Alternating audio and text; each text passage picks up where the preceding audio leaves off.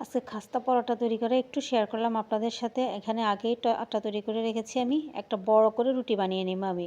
নিয়ে একটা ছুরি বা একটা কাটারের সাহায্যে এভাবে চিকন চিকন করে কেটে নিতে হবে।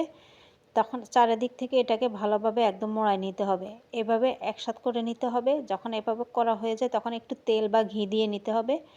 তেল বা এটা তেলের উপর বা ঘিয়ের উপর বেশি করে করতে হয়। আর মেইনলি খাস্তা পরোটাটা কিন্তু ঘিয়ের উপরে করে। আমি তেল দিয়েই করলাম, আপনাদের সাথে শেয়ার করলাম। এভাবে গোল করে চারদিক থেকে পেঁচিয়ে একটু করে চাকা করে নিতে হবে। এভাবে যখন একটা গোলা হয়ে যাবে তখন এভাবে কেটে নিতে হবে।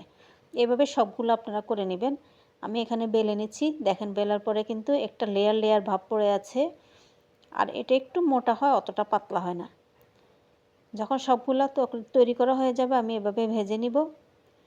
ফ্রাই প্যানে দিয়ে এটাকে কিন্তু ঘিয়ের উপর করলে সবচেয়ে বেটার হয়। যখন তৈরি করে হয়ে যায় সবগুলো একসাথে করে ওটাকে চারপাশ থেকে এভাবে চেপে নিতে হবে।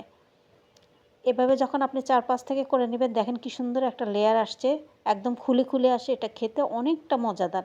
আশা করি ভিডিওটি আপনাদের ভালো লেগেছে। সংক্ষিপ্তভাবে আপনারাও এটা তৈরি করার চেষ্টা করবেন এবং খেতেও ভালো লাগবে।